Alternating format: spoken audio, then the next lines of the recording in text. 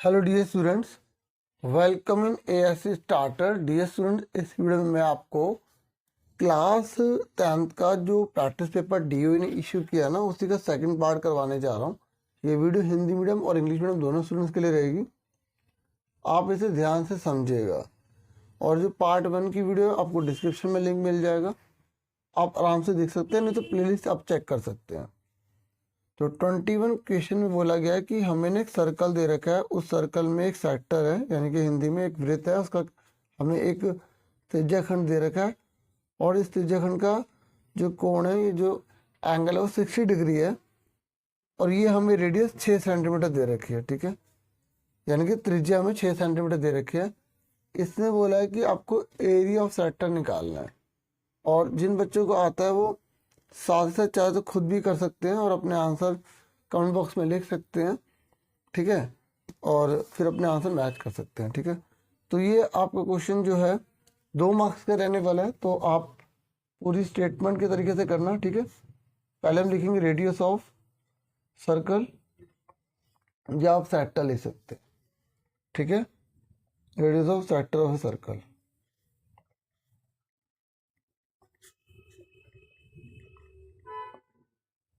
त्रिज्याखंड, इनके वृत्त के त्रिज्याखंड की त्रिज्या कितना दे रखा? 6 सेंटीमीटर। आप खाली रेडियस ऑफ सर्कल भी लिख सकते हैं। ठीक है, ये मैंने एक बार लिख दिया ऐसे, और यहाँ पर हमें बोला गया है एरिया ऑफ सेक्टर निकालिए। ठीक है, मैं बिल्कुल आराम से करवा रहा हूँ, आप स्पीड बढ़ा के भी कर सकते हैं। तो वृत्त के त्रिज्याखंड का क्षेत्रफल निकालना है। ठीक है, तो वृत्त के त्रिज्याखंड का क्षेत्रफल, area of sector of circle. तो इसका जो फॉर्मूला होता है ना, वो होता है θ/360 πr²। ठीक है, तो थीटा कितना है? 60, ये हम पुट कर देंगे। अपॉन में क्या आ जाएगा यहाँ पर? 360 मल्टीप्लाई में 22/7। आर कितना है? 6। 2 बार इसलिए लिखेंगे क्योंकि आर के ऊपर 2 लिखा हुआ है। ठीक है, अब इसको सॉल्व करो। 0 से 0 कट गया, 6 6 36, और 6 से 6 कट गया, तो इसको इससे मल्टीप्लाई करो। 6 2 12, 6 2 12 1 कितना हो गया? 13/7। क्योंकि ये क्वेश्चन है ना, इसको फ्रैक्शन में हम रहने दे सकते हैं, तो ये हमारा आंसर आ गया। आप चाहे तो इसे आगे पॉइंट में भी कर सकते हैं। क्लियर हो गया आपको? अब इसके और वाला क्वेश्चन है, ये कह रहा है कि घड़ी की छोटी सुई 12 सेंटीमीटर लंबी है, इस सुई द्वारा 35 मिनट में जो वर्णित घड़ी की सतह का जो क्षेत्रफल है वो निकालो। ठीक है, यहाँ पर हमसे बोल रहा है कि मिनट जो हैंड है ना, जो घड़ी है ना, उसमें जो मिनट हैंड है उसकी लंबाई जो है वो 12 सेंटीमीटर है। तो आपको एरिया पता लगाना है कि 35 मिनट में उस घड़ी ने कितना एरिया कवर किया है। तो बहुत ही ईजी है डियर। देखिए, ये हमारी घड़ी है, तो इसने 35 मिनट बोला है, तो आपको ये पता होना चाहिए कि 1 मिनट में कितने डिग्री होते हैं। 1 मिनट में 6 डिग्री होते हैं। हमने कैसे निकाला? पूरा जो सर्कल है ना, वो 360 डिग्री का होता है। ठीक है, और घड़ी की सुई अगर यहाँ से स्टार्ट करें तो वापस आने में जो मिनट वाली है वो 60 मिनट लेती है, यानी कि 1 मिनट में कितने डिग्री बन जाते हैं? 6 डिग्री। तो 1 मिनट में 6 डिग्री होते हैं। ये आपको समझाने के लिए मैंने बताया, तो आप सीधा भी जा सकते हैं कि 1 मिनट में 6 डिग्री होते हैं। तो हमारे पास जो हो 35 मिनट है, तो 35 मिनट में कितने हो गए? 6 से मल्टीप्लाई कर देंगे, 6 पंजे 30। ठीक है, 6 से 18, और कितना हो गया? 21।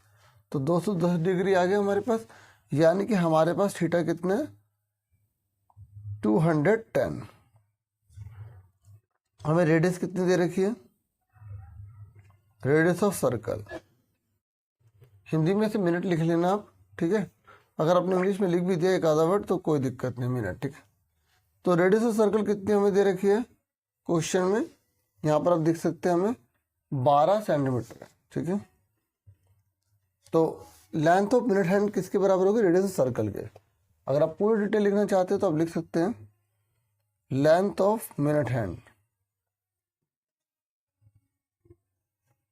ठीक, घड़ी की सुई की लंबाई, घड़ी की मिनट की सुई की लंबाई। ठीक है, घड़ी की मिनट की सुई की लंबाई, वृत्त की त्रिज्या, क्योंकि घड़ी की मिनट की सुई की लंबाई वृत्त की त्रिज्या के बराबर है। ठीक है, कितने? 12 सेंटीमीटर। अब हमें यहाँ पर बोला गया है कि आपको जो एरिया निकालना है, तो the area of the face of the clock describe by the minute hand in 35 minutes. आप पूरी लाइन भी लिखना चाहे पूरी लाइन लिख सकते हैं, नहीं तो area of sector which is covered by minute hand.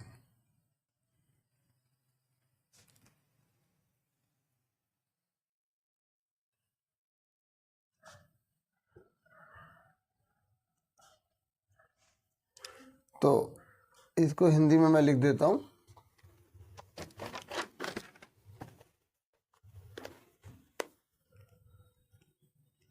Minute सुई द्वारा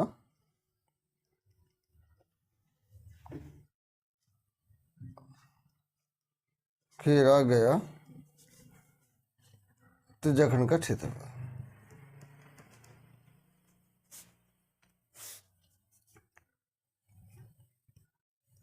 तो क्या फॉर्मूला होगा इसका? थीटा बाय 360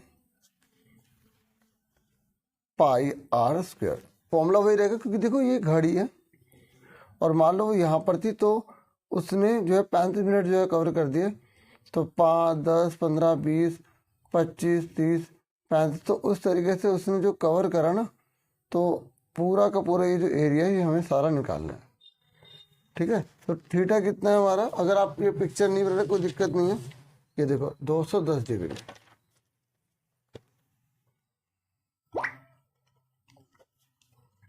थ्री 360 पाई कितना है? 22 बटे में 7। आर कितना है आपको? आर कितना है ये देखिए, हमने जो है यहाँ पर 12 सेंटीमीटर लिखा है, क्योंकि हमें क्वेश्चन में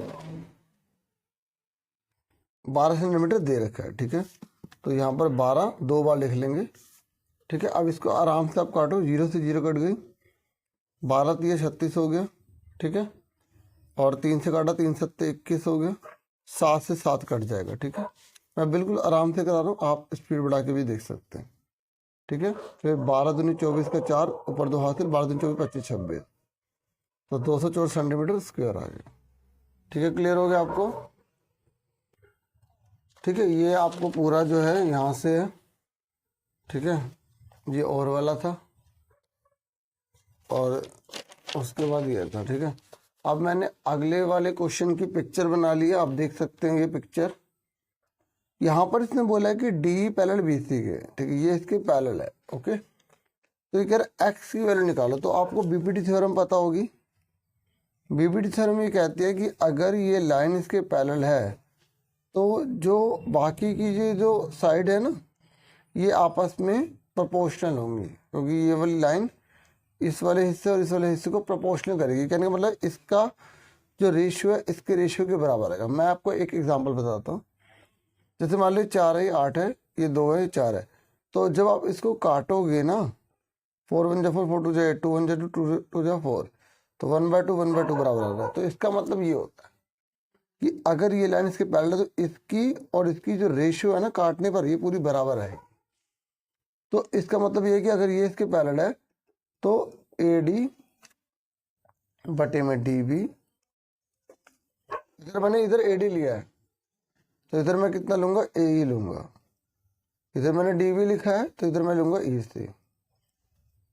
ठीक है, क्योंकि ये बीपीटी थ्योरम से ऐसा हुआ है, तो लिखेंगे बाय बीपीटी थ्योरम। खाली बाय बीपीटी लिख लो, क्योंकि टी मतलब थ्योरम में होता है। AD कितना है? X। हिंदी में आप लिख सकते हो थेल्स प्रमेय से, थेल्स प्रमेय से। ठीक है, और प्रोपोर्शनल मतलब समानुपातिक। ठीक है, अगर ये इसके समांतर होगा तो ये बटे में ये बटे में ये बराबर होगा, मतलब काटने पर बराबर आएगा। ठीक है, ए डी कितना है x, डी बी कितना है 3x प्लस 4, ए कितना है x प्लस 3 और ई सी कितना है 3x प्लस 19। यहाँ तक समझ में आ गया। अब इनको क्रॉस मल्टीप्लाई कर दो, इसको इससे मल्टीप्लाई, इसको इससे multiply, x 3x plus 19, x plus 3, 3x plus 4। अब x को इससे मल्टीप्लाई करो 3x का स्क्वायर, x को इससे मल्टीप्लाई करो 19x। ठीक है, देखो इसकी मल्टीप्लाई इसमें भी होगी, इसकी मल्टीप्लाई इसमें भी होगी। देखो यहाँ पर एक है ना तो दो हो गया, क्योंकि एक और एक दो, इसको इसके साथ भी लिखेंगे तो 19x हो गया। अब ये x है, ये x उतारा, ये पूरा उतार दिया। मैं चाहता तो सीधा भी कर सकता था, लेकिन थोड़ा सा आपके लिए 3x प्लस 4, इस x को इसके साथ भी मल्टीप्लाई करना है, इस 3 को इसके साथ भी मल्टीप्लाई करना है। तो मैंने इस x को इसके साथ भी लिख दिया और इस 3 को इसके साथ भी लिख दिया। ठीक है, अब मल्टीप्लाई करो 3x का square plus 19x is equal to, x को इससे मल्टीप्लाई करो 3x का स्क्वायर, इससे मल्टीप्लाई करो 4x, इससे करो 3 3 जा 9x और 3 4 जा 12। अब देखो ये इक्वल लगा हुआ है ना, तो दोनों सेम सेम कट जाएंगे। ये 3x स्क्वायर है, ये भी 3x स्क्वायर है, ये दोनों कट गए। एक्चुअल में इधर जाके ना माइनस हो जाता है, घट जाते हैं। अब ये 19x बचा और 9 और 4 कितना होता है 13, 19x और 9 और 4 कितना हो गया 13x प्लस 12। ठीक है, ये देखो ये वाला ना 9 और 4 13 हो गया ना, तो हमने 13 लिख दिया। और ये जो 12 है, 12 का 12 आ गया, प्लस का 13 जाके माइनस का हो गया, 12 का 12 आ गया। 19 में 13 का कितने बचे 6, 12, x कितना आ गया 12 अपन में 6, तो x कितना आ गया 6 2 12, 2 आंसर आ गया। ठीक है, देख लो सबसे पहले हमने क्या करा, हमने ये लिखा, तो ये प्रोपोर्शनल होता है, समानुपातिक होता है, तो फिर हमने इनकी वैल्यू रख दी, इसको क्रॉस मल्टीप्लाई कर दिया। ठीक है, फिर हमने वेरिएबल एक तरफ कर लिए, कांस्टेंट वहीं था, तो ये चर अलग कर लिए, अचर अलग कर लिए। 19 में 13 का 6 मल्टीप्लाई वाले जाके डिवाइड हो गया, आंसर आ गया। ठीक है, अब आ जाओ 23 क्वेश्चन पे। देखो 23 क्वेश्चन का ये दे रखा है हमें, कोस ए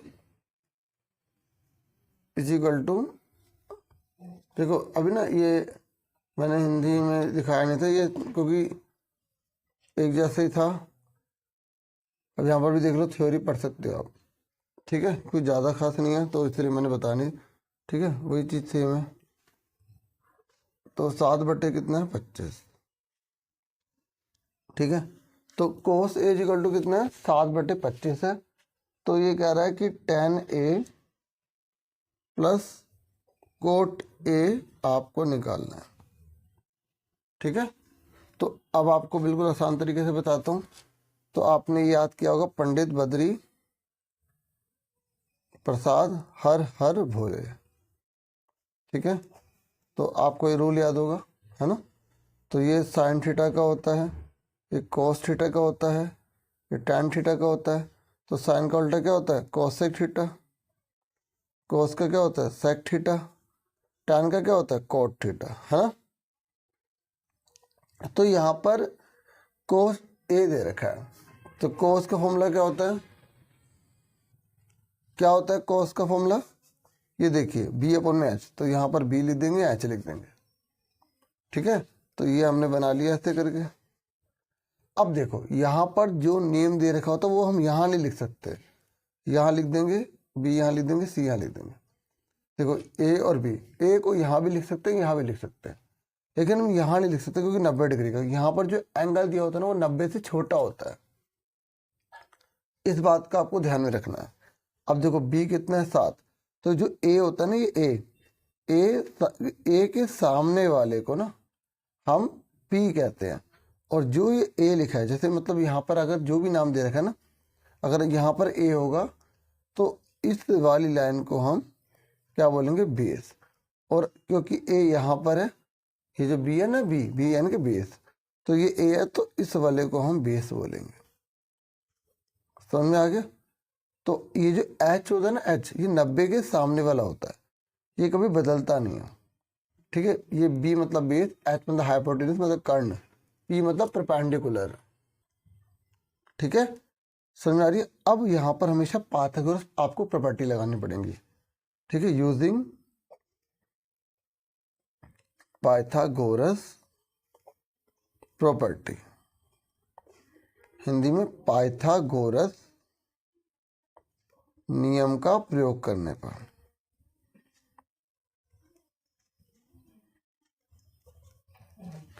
तो 90 डिग्री के सामने वाले को अलग लिखना है, चाहे वो दे रखा हो या ना दे रखा हो। रूल है 90 के सामने वाले को अलग, क्योंकि हाइपोटेन्यूज का स्क्वायर, बेस का स्क्वायर, परपेंडिकुलर का स्क्वायर। फॉर्मूला लिखने की जरूरत नहीं, हमने यहाँ लिख दिया बस। तो ए बी बी सी का स्क्वायर प्लस ए सी का स्क्वायर। अब बी सी कितना है हमें नहीं पता, ए सी कितना है 7 का स्क्वायर, ए बी कितना है 25 का स्क्वायर। ठीक है, तो 25 का स्क्वायर होता है 625, 25 का स्क्वायर मतलब 25 की 25 में मल्टीप्लाई करनी है। ठीक है, बी सी का स्क्वायर और 7 किसका होता है 49, तो प्लस का 49 जाके क्या हो जाएगा, माइनस का हो जाएगा। ठीक है, तो 625 में से प्लस का 49 माइनस का होगा, वो लिख देंगे, और बी सी का स्क्वायर। ठीक है, तो 625 में से 49 के 576 आ जाएगा, और स्क्वायर जाके क्या बन जाएगा, रूट। तो 576 का रूट होता है 24। ठीक है, आप चाहे तो ऐसे निकाल सकते हैं 576 का 2 दूनी 4, 2 अट्ठे 16।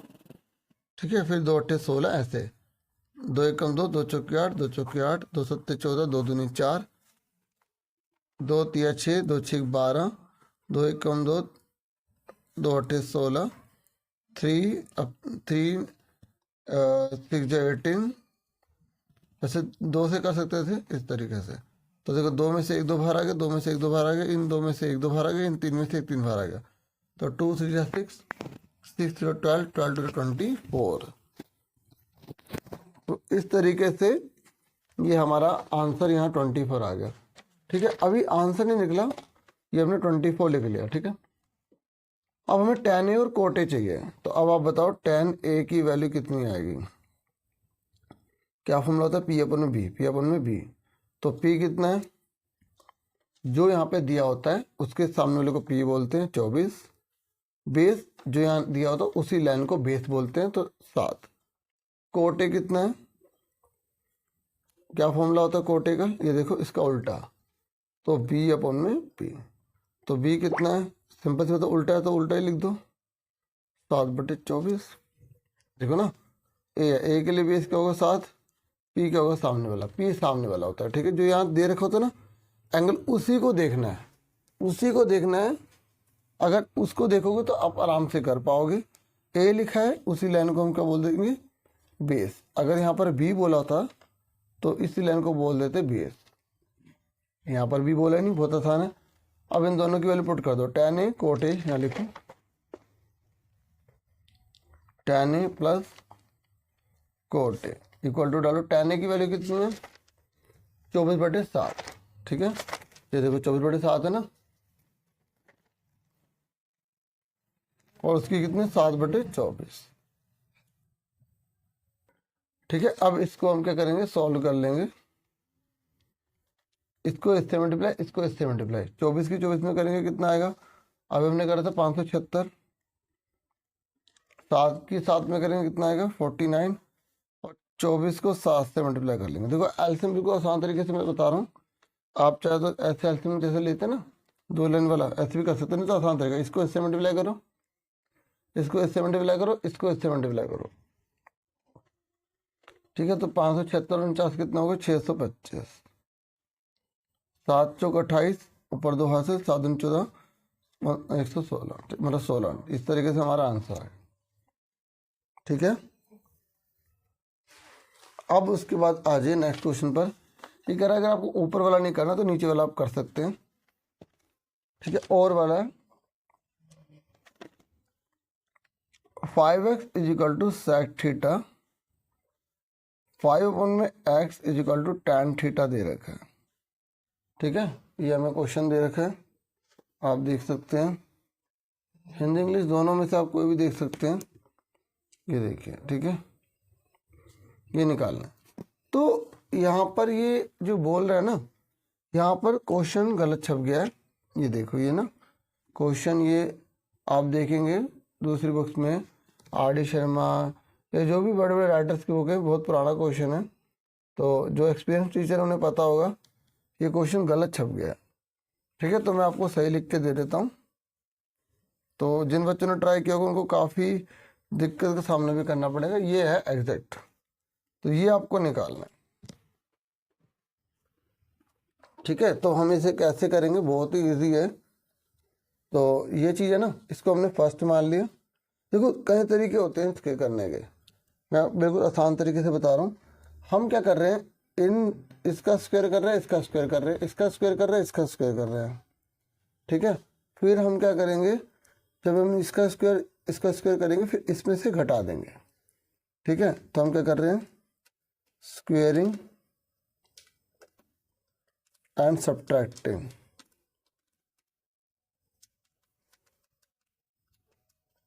फर्स्ट सेकंड लिख लो पहले, सेकंड फ्रॉम फर्स्ट, ठीक है। समीकरण एक में से दो को वर्ग करने के बाद घटाने पर,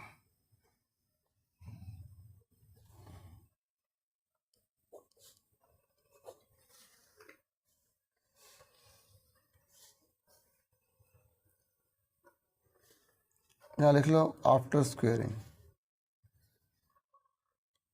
फिर एंड नहीं लिखना, शॉर्ट भी लिख सकते हो आप, जैसे मैंने पहले लिखा था, after squaring then subtracting second from first, ठीक है। सेकंड फ्रॉम, तो हम क्या कर रहे हैं, स्क्वेयरिंग कर रहे हैं, इसका स्क्वेयरिंग करो 5x स्क्वेयर, ठीक है। और इसका स्क्वेयर करो 5/x का स्क्वेयर। मतलब हमने इसका स्क्वायर करा, इसका स्क्वायर करा, ये लिख लिया। फिर हमने क्या करा, इसका स्क्वायर करा, इसका स्क्वायर करा, फिर हमने ये लिख दिया।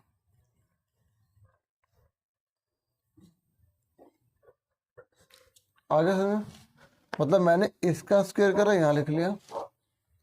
मैंने इसका स्क्वायर करा, मैंने यहाँ लिखा। और फिर मैंने इसका स्क्वायर करा, यहाँ लिखा। मैंने इसका स्क्वायर करा, यहाँ लिखा। मतलब स्क्वायर करके घटा दिया, स्क्वायर करके क्या कर दिया, घटा दिया। अब देखो 5 का स्क्वायर कितना होता है, 25 होता है। 5 का स्क्वायर कितना होता है, 25 होता है। एक्स का स्क्वायर कितना होता है, एक्स का स्क्वायर होता है। अब सेक स्क्वायर थीटा का सेक स्क्वायर थीटा आ गया, टैन स्क्वायर थीटा का टैन स्क्वायर थीटा आ गया। अब दोनों में क्या सेम है, 25, ठीक है। तो 25 हमने कॉमन ले लिया, तो अंदर क्या बचा, एक्स स्क्वायर माइनस 1 में एक्स स्क्वायर। तो फिर जब हमने यहाँ पर 25 कॉमन ले लिया, तो एक्स स्क्वायर माइनस 1 में एक्स स्क्वायर बचा ना। तो इस पूरे की वैल्यू क्या होती है बताओ, इस पूरे की वैल्यू तो 1। आपको फॉर्मूला याद होना चाहिए, ठीक है। जो ट्रिग्नोमेट्रिक्स का फॉर्मूला है 1, ठीक है। अब अच्छी से ना इसको दो पार्ट में डिवाइड कर लो, 5 × 5। तो इस 5 को नीचे ले जाओ, इस 5 को यहीं लाने दो, क्योंकि हमें यही लाना है, ठीक है। देखो मैं तो बिल्कुल आराम समझा रहा हूँ, वैसे 2-2 मिनट के सवाल हैं, आप फटाफट कर लेंगे इधर। तो ये हमारा आंसर आ गया 1/5, ठीक है। क्लियर हो गया। अब हम बढ़ेंगे नेक्स्ट क्वेश्चन की तरफ। देखो नेक्स्ट क्वेश्चन है 24 ये कह रहा है कि एक समकोण त्रिभुज है, आप देख लो दोनों भाषा में है, ठीक है। ये कह रहा है एक राइट ट्रायंगल है, ठीक है, उसकी साइड दे रखी है ABC, ओके। फिर यहाँ पर ये कह रहा है कि भैया एक वृत्त के परिगत है, मतलब जो त्रिभुज है ना वो वृत्त के चारों ओर है। तो आपको सिद्ध करने के लिए कह रहा है कि ये आप निकालिए। जब आप बुक में अपना क्वेश्चन देखेंगे 12वां 10.2 में ना, तो उसी के जैसा आपको ये दिखेगा, ठीक है। तो मैं इसकी फिगर बना देता हूँ। तो इसने बोला क्या, पर यहाँ पर ना इसने बोला राइट एंगल ट्रायंगल है, ये सर्कल है, ये इस तरीके से यहाँ ड्रॉ किया गया, ये ऐसे करके, मतलब देखो इसने बोला है कि जो ट्रायंगल है ना वो सर्कल के परिगत है और सर्कल के सर्कमस्क्राइब है। तो जो सर्कमस्क्राइब है ना वो बाहर है। तो ये बच्चे भी ध्यान नहीं रख पाते ना, इस चीज़ को ध्यान नहीं रख पाते सर्कमस्क्राइबिंग, तो इससे भी गलत हो जाता है, ठीक है।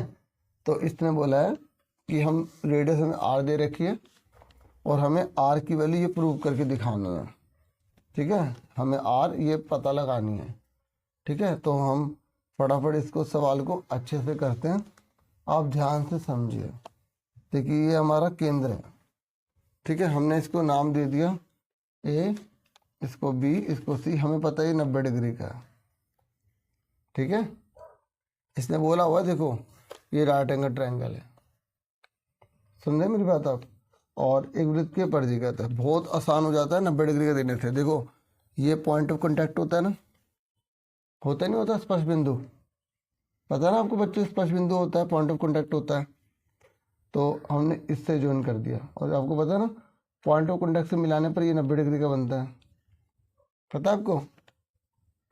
और ये पॉइंट ऑफ 10.1 थ्योरम है, तो ये भी 90 डिग्री का है। तो इसके बेस पे ना काफ़ी क्वेश्चन आता है, अगर आपको कंसेप्ट पता होगा तो आप आराम से कर लेंगे।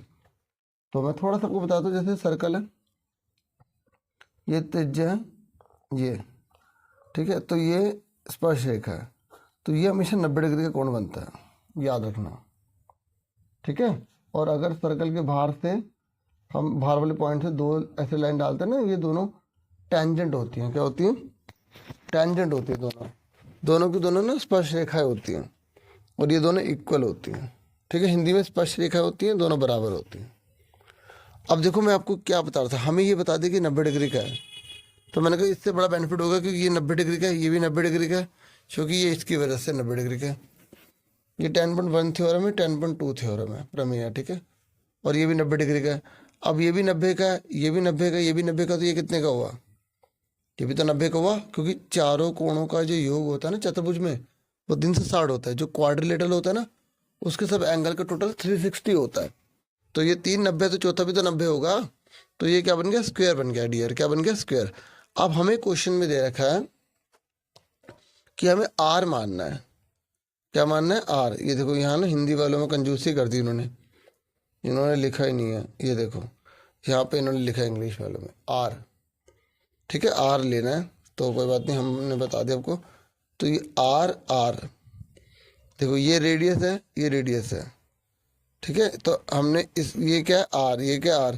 अब बताओ ये भी क्या होगा R, ये भी क्या होगा R। पूछो क्यों, क्योंकि स्क्वायर बन गया, क्योंकि जिसमें चारों एंगल 90 डिग्री के होते हैं और ये साइड इसके इक्वल है, तो ये स्क्वायर हुआ। आप कहेंगे सर 90 डिग्री है चारों में, तो रेक्टेंगल भी तो हो सकता है, पर रेक्टेंगल तभी तो होगा ना जब ये और ये साइड अलग होगी, क्योंकि ये और ये दोनों इक्वल है, दोनों रेडियस हैं, तो ये क्या हो गया, चारों इक्वल हो गई, स्क्वायर बन गया, ठीक है। हमें लाना क्या डियर, हमें लाना है R की वैल्यू ये। और इसने बोला तीनों भुजाओं को ABC मानो, C आपको कर्ण को लेना है। तो देखो ये पूरा का पूरा मैंने यहाँ पर इस पूरे को मैंने A ले लिया, इस पूरे को मैंने B ले लिया, इस पूरे को मैंने C ले लिया, ठीक है। अब एग्ज़ाम में थोड़ा बहुत हमें लिखना भी पड़ता है, तो यहाँ पर मैंने इसका नाम M, यहाँ पर N, यहाँ पर मैंने T नाम दे दिया, ठीक है। तो आप सीधा लिख दोगे MONB इज स्क्वायर, ठीक है। ये क्या है, ये स्क्वायर है, क्योंकि देखो 2 नंबर है, इतना ज़रा आपको बताने की जरूरत नहीं है। आप लिख दोगे सिंस क्यों क्यों है? क्योंकि सिंस एंगल बी जो है 90 डिग्री का है, ठीक है, एंड एंगल एम बराबर एंगल एन, एम और एन बराबर 90 डिग्री का है। क्यों है? क्योंकि point of contact, point of contact, ठीक है। हिंदी में यहाँ पर यहाँ पे एम ओ एन बी एक वर्ग है, ठीक है, क्योंकि एंगल बी 90 डिग्री का और एम और एन जो है 90 डिग्री की, ठीक है। ये लिखोगे स्पर्श बिंदु की वजह से, स्पर्श बिंदु की वजह से, ठीक है, इतना लिख दोगे ना। तो अब देखो, अब दिया देखो, ये पूरा का पूरा क्या है? ये पूरा का पूरा क्या है बताओ? ए बी क्या है? ए बी ए है, हमें गिवन है, ठीक है, हमें क्या दिया है? दिया है, ठीक है। सुन रहे मेरी बात? अब ये हमें दिया हुआ है कि ए बी जो है वो हमारा ए है, ठीक है, और हमें क्या दे रखा है? बी सी को बी दे रखा है और ए सी को हमें जो है यहाँ पर सी दे रखा है। समझ में आ रहा है आपको? अब देखो, ये देखो, ये क्या है? ये एम बी, एम बी, और ये क्या है? B N. हमें वैसे ही पता है कि बाहर वाला पॉइंट है, बाहर वाले पॉइंट से दोनों बराबर होते हैं, हाँ या ना? होते नहीं होते? तो अब ये बताओ कि एन सी कितने का होगा? बताओ एन सी कितने का होगा, जल्दी बताओ। एन सी, ये एन सी पूरा का पूरा कितना है? बी है ना, तो बी में से आर घटा देंगे तो एन सी बचेगा ना। तो एन सी कितने का होगा? बी माइनस आर, ठीक है, समझ में आ गया? आप यहाँ लिख देना फ्रॉम एबव फिगर, अगर ज़्यादा लिखना चाहे तो ऐसे पता लगाओ आपका ये ए एम कितने का होगा? ए एम, तो देखो पूरा का पूरा ए है ना, तो ए में से आर हटाएंगे तो क्या होगा? A minus R, A minus R. तो अब आप ध्यान देखो, मैं बिल्कुल आराम से बता रहा हूँ, ये ए माइनस आर है और ये बी माइनस आर है। अब आप देखो, ये वाली लाइन इस वाली लाइन के बराबर होगी क्योंकि स्पर्श रेखा है, हाँ या ना? तो आप लिखोगे, यहाँ लिख देना फ्रॉम फिगर, फ्रॉम फिगर, ठीक है। यहाँ पे इंग्लिश में लिखोगे, हिंदी में लिखो आकृति से, आकृति, एक मिनट सॉरी, आकृति से, ठीक है। अब देखो, आप लिखोगे ए एम, ये जो ए एम है ना, ये बराबर होगा ए टी के, ठीक है, और ये जो एन सी है ना, ये बराबर होगा सी टी के, ठीक है, एन सी बराबर होगा सी टी के। क्यों होगा? वृत्त के बाहर से वृत्त पर खींची गई स्पर्शरेखा बराबर होती है 10.2, आपकी थ्योरम है ना, वो लाइन आपको लिखनी है, ठीक है, समझ में आ रही है? देखो, ये वाली लाइन इसके बराबर होगी, ये लाइन इसके बराबर होगी।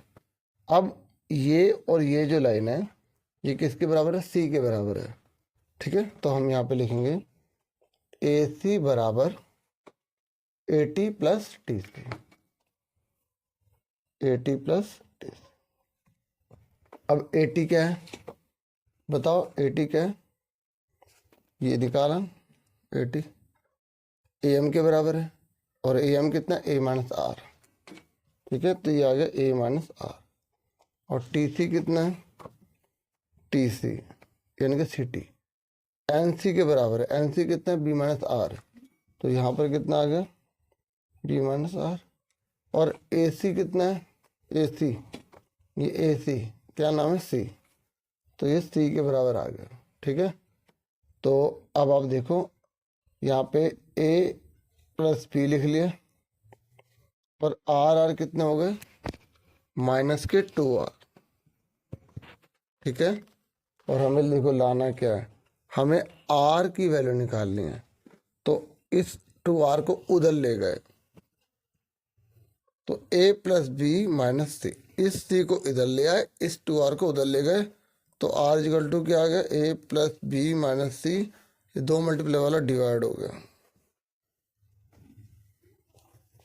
हमारा प्रूफ हो गया, हैंस प्रूव्ड। अब एक बार फटाफट ब्रीफली समझ लो मैंने समझाया क्या। देखो सबसे पहले हमने क्या करा, इसको 90 डिग्री का प्रूफ कर दिया, क्योंकि ये 90 डिग्री दे रखा था, ये 90 90 होते हैं, 90 का हो गया, तो ये आर है, तो यार ये आर है, आर हो गया, ये स्क्वायर हो गया। ठीक है, अब ये स्क्वायर हो गया तो हमें बेनिफिट मिल गया, ये सारे के सारे आर है। अगर ये स्क्वायर ना होता ये इसके बराबर ना होता। ठीक है, और हमने फिर ये पूरा का पूरा ए है, तो ये कितना बचा, ए माइनस आर। ये पूरा का पूरा बी है, तो ये क्या बचा, बी माइनस आर। ठीक है, A minus R, B minus R, और ये इसके बराबर होगा, ये इसके बराबर होगा, इन दोनों को जोड़ दिया, सी के बराबर ले लिया, सी के बराबर ले लिया, और ये हमारा आंसर आ गया। देखो मुश्किल नहीं था। ठीक है, टाइम मैंने लगाया क्योंकि मैं बिल्कुल आराम से कराऊंगा।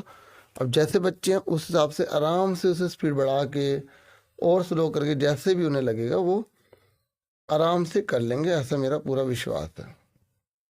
देखो नेक्स्ट 25, 24, 21, 18। ये कह रहे इनमें कितनों को जोड़ें कि 78 आ जाए। ये करते करते कह रहे जो योग है ना वो 78 चाहिए। ठीक है, हमें जो सम चाहिए ना वो कितना चाहिए, 78 चाहिए, ये देखो। ठीक है, तो अब हम इसको कैसे करेंगे, देखो बहुत ही आसान है। तो सम हमें 78 चाहिए डियर। जहाँ देखो ए हमें कितना दे रखा है, 24 दे रखा है।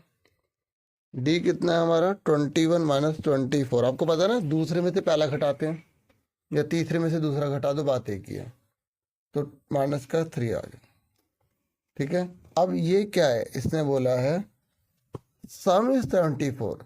ये ए एन नहीं है, ये कह रहा है कितने जनों को जोड़ें कि must be take so that their sum is 78। ये याद रखना, ये एस एन है या ए एन है, ये पहचानने में गलती होती है। हिंदी में देखो कितने पदों का योग 78 है। इंग्लिश में हो सकता है किसी को दिक्कत है, लेकिन हिंदी में आराम से कर लेगा, या उसके ऊपर ही है। ठीक है ना, बाकी क्वेश्चन ध्यान से सुनो जो आप जिस लैंग्वेज में कर रहे हो। तो एस एन 78 है, तो हमें पूछा क्या है, हाउ मेनी टर्म्स, हमें एन पूछा है, हमसे एन पूछा है। ठीक है, तो एस एन 78 है। जो चीज दे रखी होती है उसी का फॉर्मूला हम लगाते हैं। तो एस एन का फॉर्मूला क्या होता है, एन अपॉन में 2a plus N minus 1 D is equal to 78। ठीक है, तो एन अपन में 2a plus N minus 1 D is equal to 78। ठीक है, तो एन की वैल्यू कितनी है हमें नहीं पता, मत पूछो ना, है ना। ए कितना है 24, पूछ लेंगे, क्यों नहीं पूछेंगे। एन कितना है हमें नहीं मालूम। डी कितना है मुझे मालूम है ना, 78 आ गया। ठीक है, अब एन अपॉन में 24 को 2 से मल्टीप्लाई करो, कितना आएगा 48। अब 3 को इससे मल्टीप्लाई करो, 3 1 जा 3, माइनस का 3 एन हो जाएगा। देखो ये माइनस है ना, कोई से नहीं मल्टीप्लाई होती, इसको इससे मल्टीप्लाई करनी है, इसको इससे मल्टीप्लाई करेंगे, माइनस माइनस प्लस 3 है। ठीक है, 78। ओके, देखो एस एन की वैल्यू लिख दी, 78 का 78 लिख दिया। अब ब्रैकेट आप खोल दो, प्लस को किसके साथ करोगे तो सेम आ जाता है, प्लस माइनस माइनस होता है, प्लस प्लस प्लस होता है। 78 अब ये 2 डिवाइड वाला जो है ना उधर जाके मल्टीप्लाई में हो जाएगा, तो यहाँ पर एन लिखेंगे। 48 और 3 कितने होते हैं, 51 होते हैं, और डिवाइड में 2 है ना, इधर जाके मल्टीप्लाई हो जाएगा।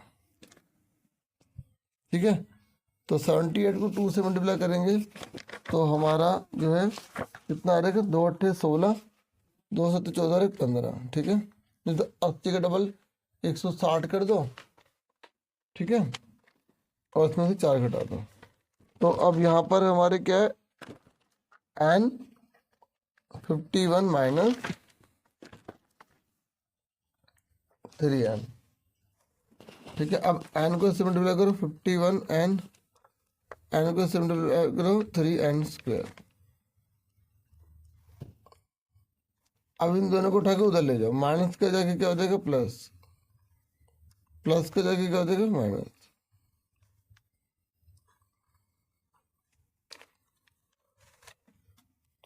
यहाँ तक समझ में आ गया आपको। देखो एन को इससे मल्टीप्लाई करा एन आ गया 51n, एन को इससे मल्टीप्लाई करा 3n² आ गया। इन दोनों को उठा के उधर ले गए तो माइनस का जाके प्लस हो गया, प्लस का जाके माइनस हो गया। अब जीरो इधर लिखो या इधर लिखो, बात एक ही है ना, तो हमने इधर ही लिख दी। अब देखो आपकी मर्जी है, डी से करो या फैक्टराइज से करो, सेकंड चैप्टर से करो या फोर्थ चैप्टर से करो, ठीक है। तो एक चीज़ और देखो, कोई ऐसी रकम है जिससे तीनों कट रहे हैं, वो 3 से तीनों कट रहे हैं, 3 से भी कट रहा है, 3 से भी कट रहा है। अब मुझे कैसे पता 3 से कट रहा है, ऐसे कर लो, 5 और 1 6 3 के बड़े में आता है, 6 5 11 और 1 12 3 के बड़े में आता है, तो कट जाएगा इस तरीके से। तो 3 1 जा 3 हो गया, 3 को से काटो, अगर ऐसे काटना तो ऐसे काटो, 3 1 जा 3, 3 7 21, 3 7 जा 21, या आप ऐसे डिवाइड कर लो,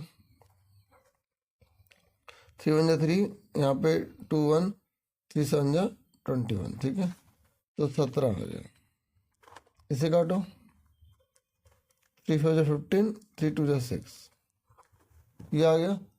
अब आपकी मर्जी से फैक्टर से करो या डी से करो, तो हम इससे दोनों तरीके से समझा देता हूँ, ठीक है। तो सारे सवाल फैक्टर ऐसे नहीं होते, 52 एकम 52 हो गया। तो ऐसा टुकड़ा जो प्लस करने पर 7 ले आया, तो 52 का क्या होगा, 13 चौक 52, 13 4 52 होता है, और जोड़ने पर कितना आएगा 17 आएगा। तो इस तरीके से हमने इन दोनों को लिख दिया, 13n + 4n + 52। देखो 1 की 52 में मल्टीप्लाई करी 52, ठीक है।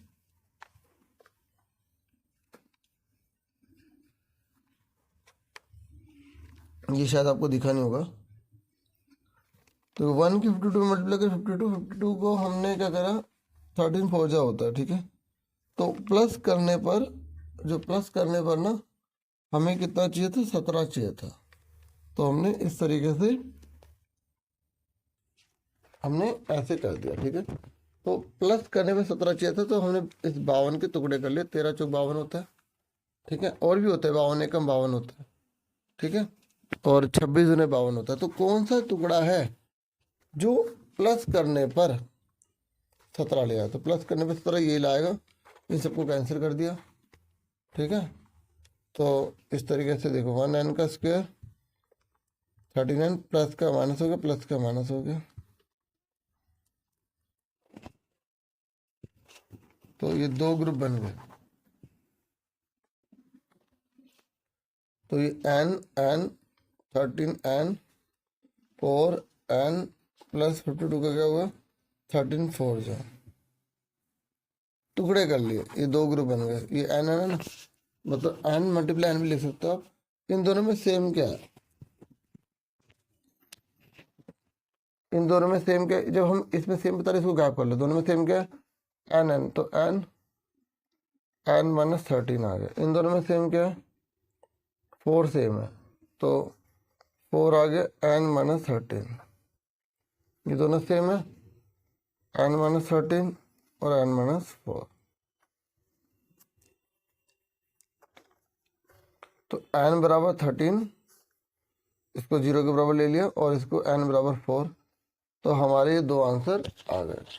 अब हमें देखना है कि कोई एक ऐसा तो नहीं जो इम्पॉसिबल हो रहा हो, और दोनों क्या पता दोनों पॉसिबल हो, ठीक है। तो आप चाहे तो इसे पुट करके देख सकते हैं। वैसे दोनों हो सकते हैं पॉसिबल, क्योंकि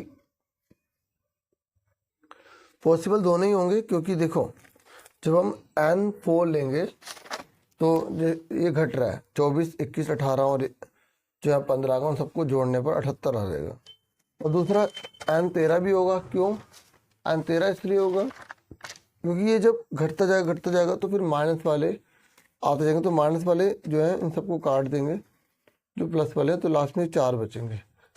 तो इसलिए दोनों पॉसिबल है। अब ये तो मैंने आपको फैक्टराइज से समझाया, ठीक है। मैंने पूरी कोशिश की, बिल्कुल बेस के तरीके से करवा रहा हूँ, ताकि अगर कोई जो पहली बार भी देख रहा है उसको 2-3 बार में देखने पर या पहली बार में देखने पर ही आ जाए, ठीक है ना। हर बच्चे का अपना अपना है ना, तो अब इसको मैं फैक्टराइज से करवा रहा हूँ ताकि आपको 4 चैप्टर में भी काफ़ी हेल्प हो जाए। बाकी जिनको आता है वो वीडियो को आगे कर सकते हैं। देखो सबसे पहले तो 3 से काट लेंगे, ठीक है। तो यहाँ पर कितना आएगा, अच्छा मैंने यहाँ पर लिखा नहीं है, यहाँ पर डिवाइडिंग बाय 3 बोथ साइड, तो लिख देना, ठीक है। डिवाइडिंग बाय 3 बोथ साइड, दोनों ओर 3 से भाग करने पर,